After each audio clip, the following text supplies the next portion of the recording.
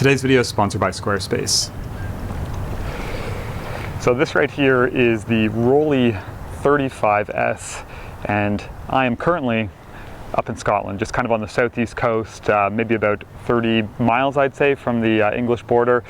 Came up here on a trip over the past couple days. This is my last day, and brought this camera with me, which I got kind of unexpectedly a few weeks ago in a job lot of cameras I bought. Nice little surprise, and figured I'd bring it along on this trip and specifically shoot my first roll of film through this morning, part of today, and see what this kind of classic, iconic Rollei is like to use. Okay, so we're gonna see if I can figure out how to load this thing. Pretty sure this back just slides off here, like that. And then this pressure plate opens up. And today I got some Kodak Gold. It's the only roll of 35 that I brought with me. So this is what we're working with, which is actually becoming one of my favorite 35mm films, color films. Okay, see if we can figure this out. So this is, as you can see, very compact design here. I'll talk about the specs of the camera here after we get it loaded, but I'm going to just concentrate with this part. So this was one of those situations where I should have looked at the manual first. Not necessarily a difficult camera to load, just a little bit of a specific process is needed. And thankfully I had a quick look at a loading video which I found, which helped me figure things out, and shout out to Colin Jones on YouTube for the video. Well, this is turning out to be quite the process. Why won't this wind?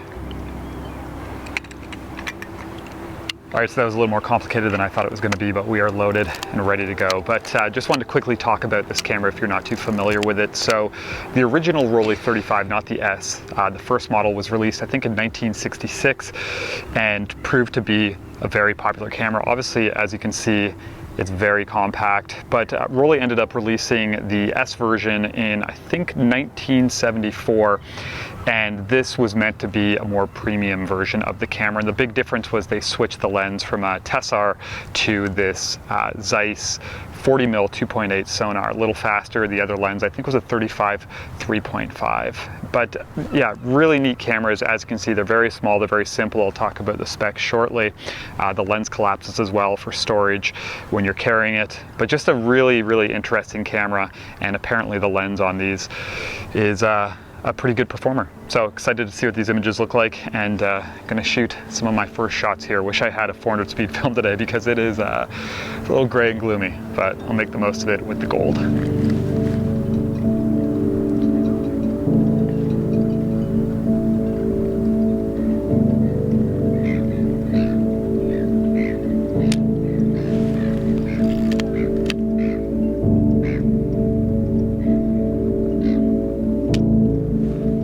So this video is potentially the start of something new. Just thought about simplifying a little bit and doing these videos every now and then where I get out just for a relaxed day to shoot purely for the fun of it, and where I bring along a new, to me, kind of interesting camera system and shoot one roll and share every single image from it with you, as well as some initial thoughts.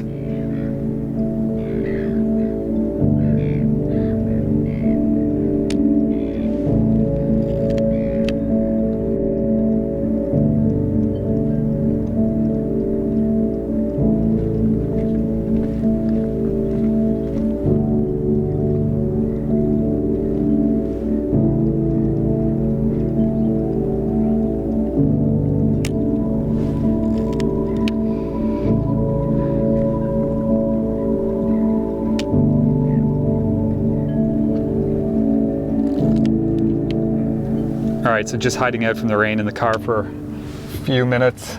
Sun actually might come out, but figured I'd quickly talk about kind of the features and specs of this camera. So like I mentioned, the lens on this does collapse. So right now it's collapsed. You have to have the shutter cocked, but then pull the lens out and give it a twist and it extends. So this is obviously really nice because it allows you to collapse it down when you're walking around, and makes it a pretty small camera package when it's like that, as you can see. But when it comes to actual features, it's a very straightforward camera. So it's actually a viewfinder camera, it's not a rangefinder, so it has just scale focusing on the lens itself, so you just guess your distance and set it. I'll be curious to see how those first shots went, just because I'm shooting, like I said, gold. It was really gloomy out, so I was at like f4, f5.6, but a lot of this is just landscape stuff where you're setting closer to infinity anyways. But other than that, you just have these dials here on the front of the camera. So one of them, this one right here, is for your shutter speed, and then this one right here is for your aperture setting. So you basically just set those, you set your distance, and then you fire away. And you wind on, and that's really it. This does have a meter, as you can see on the top. It's just like a very simple needle match style metering system. It's a CDS meter, I think, on the front here. I don't have a battery for this camera right now, so I'm not using the meter, and that is the nice thing, is that these are fully mechanical, so you don't need a battery to use them. Just using a Kodak handheld meter, but I will probably put one in at some point and just see how it works. But yeah, I mean, that's it. Really simple to use. It's actually been pretty nice so far. I'm about 10 images in. You actually have the frame counter on the bottom here with the film rewind. See if my camera can get that in focus. There we go, which is a little bit different as well. And the hot shoe on the bottom. Obviously, when they were building this thing, engineering it, it was just a matter of trying to make it as small as possible, and as a result, trying to, I guess, fit things wherever they could go to save as much space. But yeah, fun one so far. Might go for a wander, check out some more of this town. So back to the video in a second, just have to quickly talk about the sponsor today, which is Squarespace.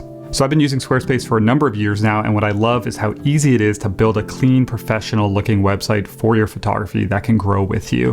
And to do this, you can use one of their pre-made templates, or you can use something like their blueprint builder, which allows you to build your site from scratch, but gives you really helpful tools like different page layouts, color palettes, and font pairings. It's also really easy to add, customize, and tweak your website.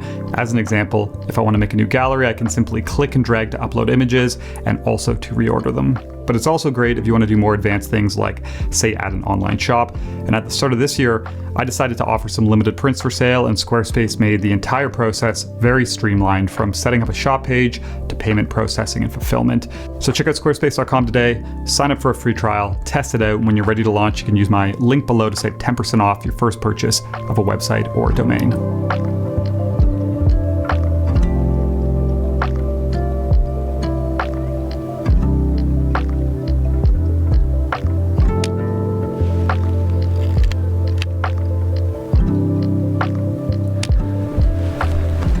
What a cool place this is. So you go around a corner, there's something else, and there's something else. It's obviously remains of an old castle here, kind of built into the harbor, or the harbor's built into it, I guess you could say. Very cool.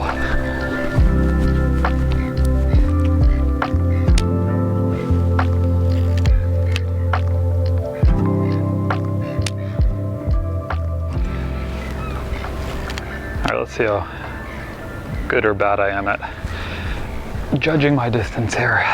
This will be fun. It's at 5.6.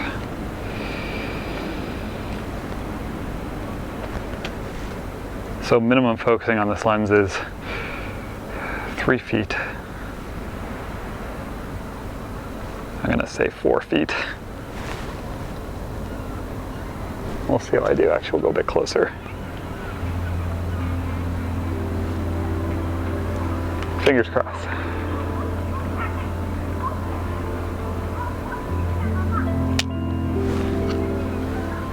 So I had mixed luck throughout the day with these closer scenes. Most of the time it seemed like I focused just a little bit too close, where it was just slightly off, and you can see that in these images here.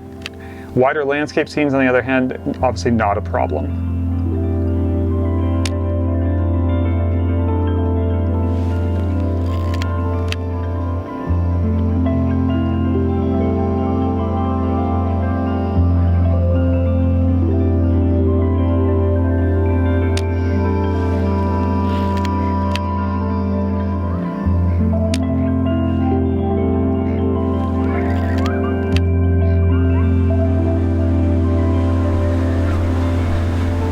So at location number 2, and this was just a random pick on the map, and this place has turned out to be pretty incredible. Again, just maybe like 10 miles south of where we were earlier, kind of going down the Scottish coast. Beautiful, beautiful fishing villages.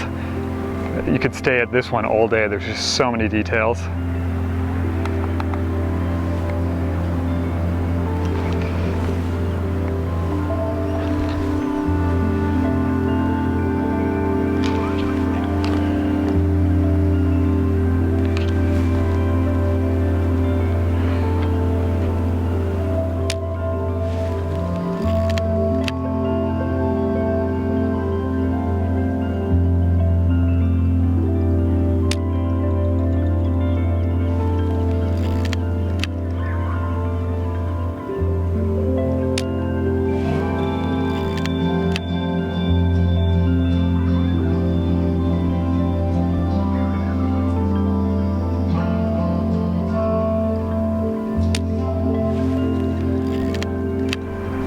All right, so a few images left on this first roll of film, and I gotta say, this thing has been super fun to use. Honestly, liked it a lot more than I thought it was gonna. Not that I kind of doubted that I would, but just really, really nice. Like I said earlier, incredibly simple, but these exposure controls, which are on the front, I was kind of skeptical about that at first. I like the way it looks, but it actually is just very intuitive, you know, changing your aperture and changing your shutter speed here. And then, yeah, just viewfinder with bright lines, which are very bright and easy to see. So, you know, not a ton to say other than it has been nice to use, and it does also fit in my pocket, which is quite cool. So very excited to see what these images are like, just because I have really enjoyed especially this second spot, and I'm pretty curious to see how this lens performs. Hopefully I nailed focus.